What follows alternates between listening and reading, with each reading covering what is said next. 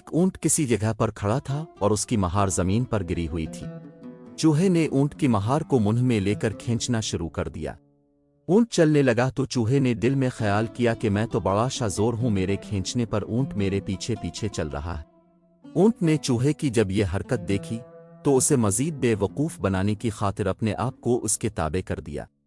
चूहे ने ऊंट की नकेल को मुंह में मजबूती से पकड़ लिया और आगे आगे गुरूर के साथ अकड़ता हुआ चलने लगा।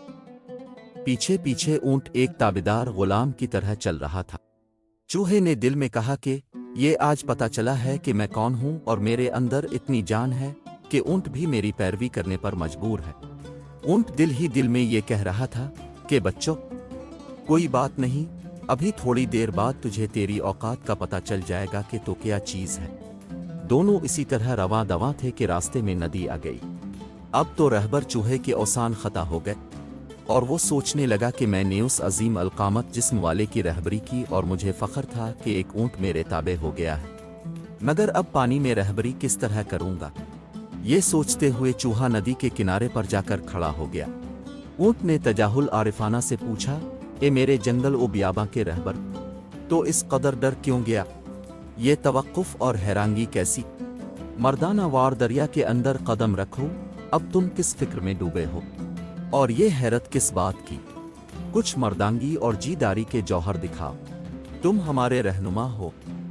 चलो आगे बढ़ो और दरिया में उतरो ताकि तुम्हारे 14 तबक रोशन हो। चूहे ने खौफ में लरजती हुई आवाज में जवाब दिया, इसमें उतरूं क्या खाक, ये नदी तो बहुत गहरी मालूम होती है।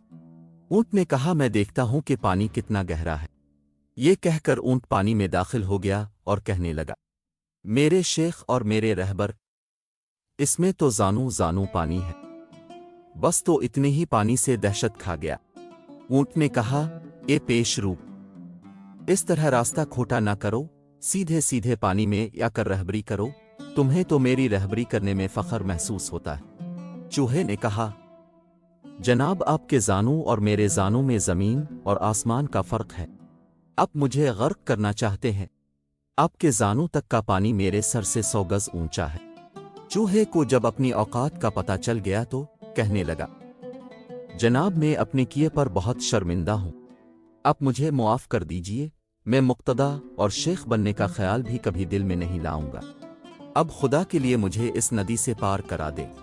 ऊंट ने गुस्से में आकर कहा, खबरदार, अपने ऊपर ऐसा घमंड कभी ना करना। तो अपने जैसे चूहों में जाकर ऐसी नवाबी कर। अपनी औकात से बड़े के सामने शेखी नहीं करनी चाहिए। जितनी चादर हो इतने ही पांव फैलाने चाहिए। ऊंट को चूहे की तौबा और नदामत पर रहम आ गया। उसने कहा, मेरी कोहान पर आकर बैठ। तुझ जैसे सैकड़ों चूहों को अपनी पीठ पर बिठाकर ऐसे पर खतर हालात में बहिफाजत नदी के पार लेकर जा सकता हूं। दर्स हयात, किश्ती चलानी नहीं आती तो मल्लाह मत बन। अगर खुदा ने तुझे सुल्तान नहीं बनाया तो रियाया बन कर रहे।